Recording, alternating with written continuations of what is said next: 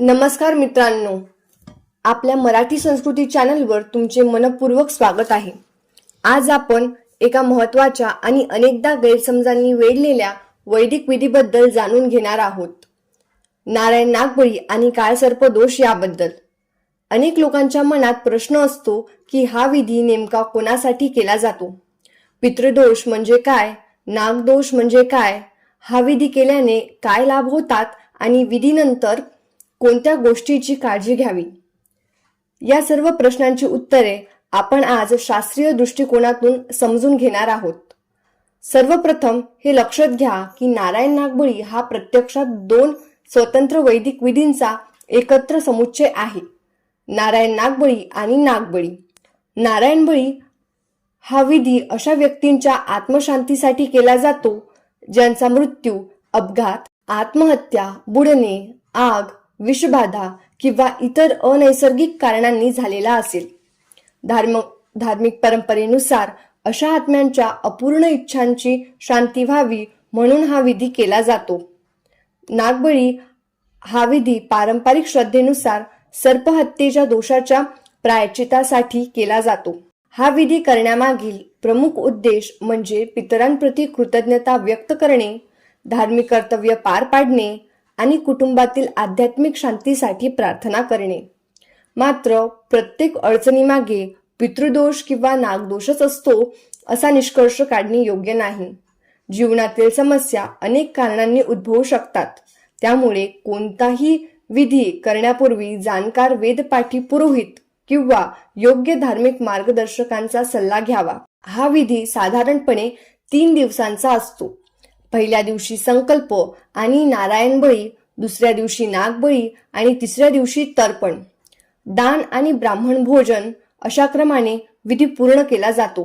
विधीनंतर काही दिवस सात्विक आहार घ्यावा, नियमित देवपूजा करावी, पितरांचे स्मरण करावे, दानधर्म करावा आणि धार्मिक आचारांचे पालन करावे.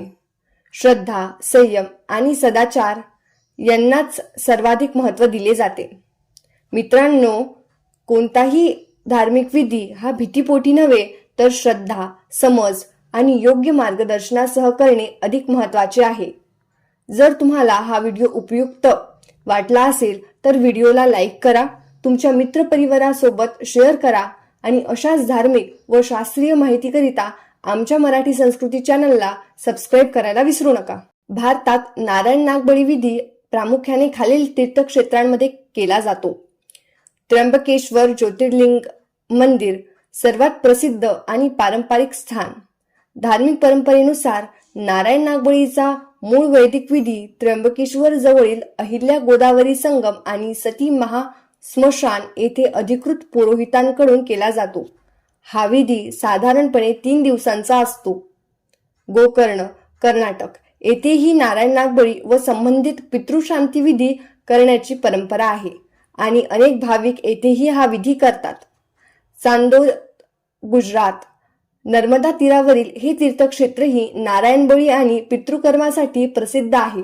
तथापि शास्त्रीय परंपरेनुसार नारायण नागबळीचा मूळ आणि सर्वाधिक मान्य विधी त्र्यंबकेश्वर येथेच केला जातो अशी अनेक धार्मिक परंपरा आणि स्थानिक पुरोहितांची मान्यता आहे. नागदोष हा हिंदू ज्योतिष आणि धार्मिक परंपरांमध्ये उल्लेख केला जाणारा एक संकल्प आहे.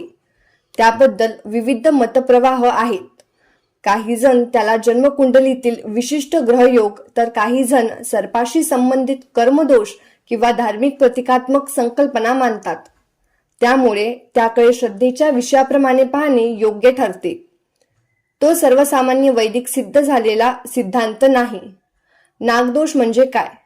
परंपरेनुसार नागदोष म्हणजे असा दोष की जो पुढील कारणांशी जोडला जातो.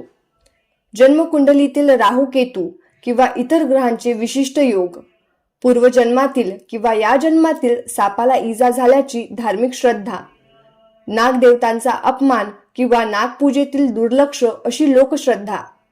वेगवेगळ्या ज्योतिष परंपरांमध्ये नागदोषाची व्याख्या आणि ग्रहयोग वेगवेगळे असू शकतात. नागदोषाची लक्षणे. लोकश्रद्धेनुसार अनेक परंपरांमध्ये खालील गोष्टी नागदोषाशी जोडल्या जातात. विवाहात वारंवार अडथळे, संतती प्राप्तीत विलंब किंवा अडचणी, कुटुंबात सतत वादविवाद, आर्थिक अस्थिरता, वारंवार सापांची स्वप्न पडणे, मानसिक अस्वस्थता किंवा सतत भीती वाटणे. महत्वाची सूचना: ही लक्षणे अनेक इतर कारणांनीही उद्भवू शकतात. त्यामुळे केवळ ही लक्षणे आहेत म्हणून नागदोष आहे असा निष्कर्ष काढणे योग्य नाही. नागदोष कसा पाहतात? पारंपरिक वैदिक ज्योतिषात काही ज्योतिषी जन्मकुंडलीतील राहू, केतू, पंचम भाव, नवम भाव, अष्टम भाव किंवा कालसर्पयोग याचा अभ्यास करून मत व्यक्त करतात.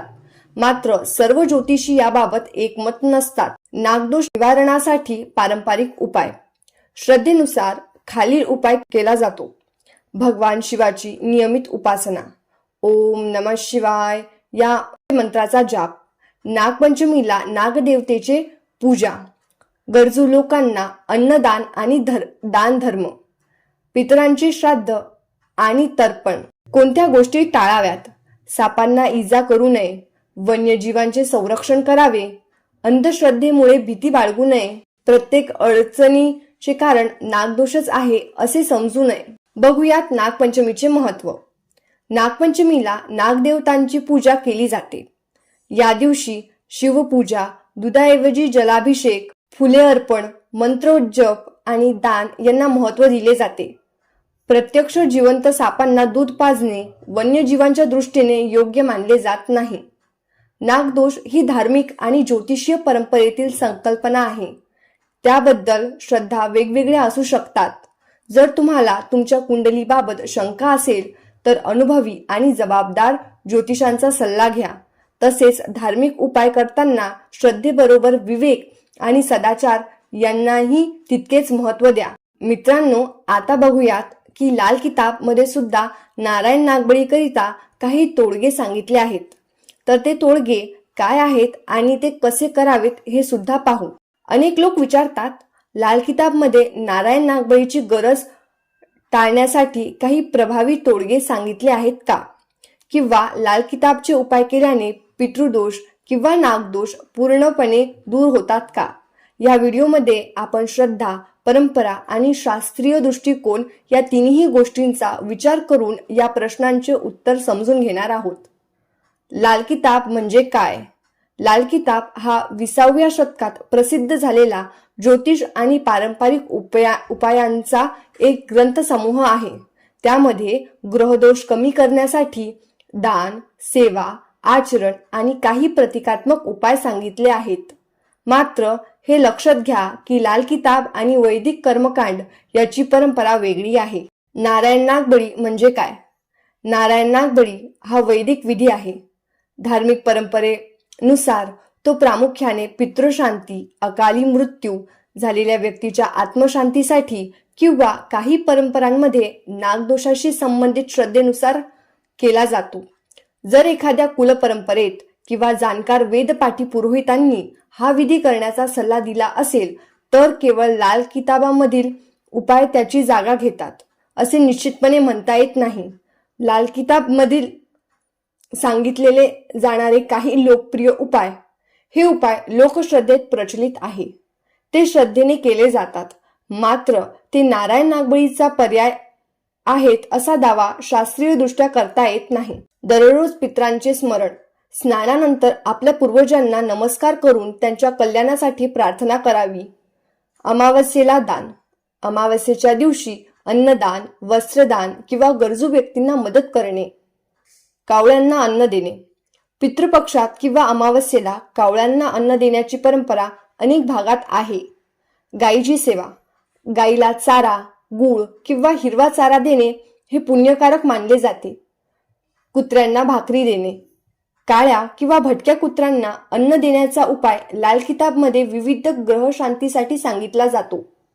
मुंग्यांना साखर मिश्रित पीठ, जीवदया आणि दानभाव वाढवणारा उपाय म्हणून याचा उल्लेख आढळतो. पिंपळ वृक्षाची पूजा, शनिवार किंवा अमावस्येला पिंपळ वृक्षाला पाणी अर्पण करून प्रदक्षिणा घालण्याची परंपरा आहे. भगवान शिवाची उपासना, महामृत्युंजय मंत्राचा जप, रुद्राभिषेक किंवा ओम नमः शिवाय मंत्र जप.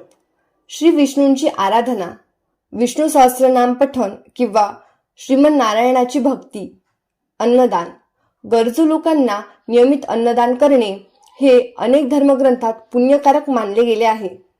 कोणत्या गोष्टी टाळाव्यात? आई वडील आणि ज्येष्ठांचा अपमान करू नका. अन्नाचा अपव्यय टाळा.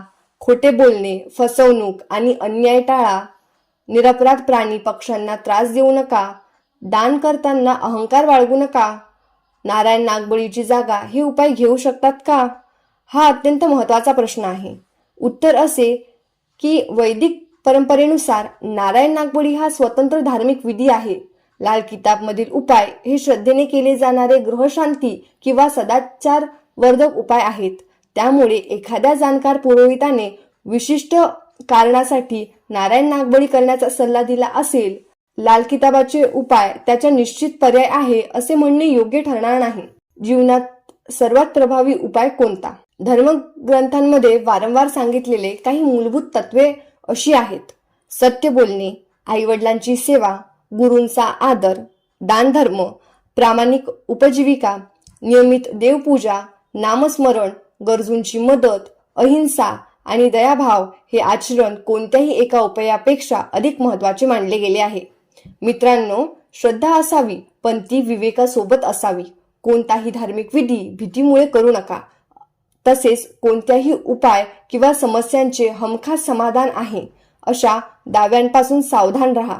जर तुमच्या कुटुंबात नारायण नागबळी करण्याचा विचार सुरू असेल तर अनुभवी वेदपाठी पुरोहितांचा सल्ला घ्या. आणि जर तुम्ही लाल किताब मधील उपाय करत असाल तर ते सदाचार, दान आणि भक्तिभावाने करा. हा व्हिडिओ आवडला असेल तर लाईक करा, शेअर करा आणि आपल्या चॅनलला सबस्क्राईब करा. हर हर महादेव. श्री गुरुदेव दत्त. जय श्रीराम.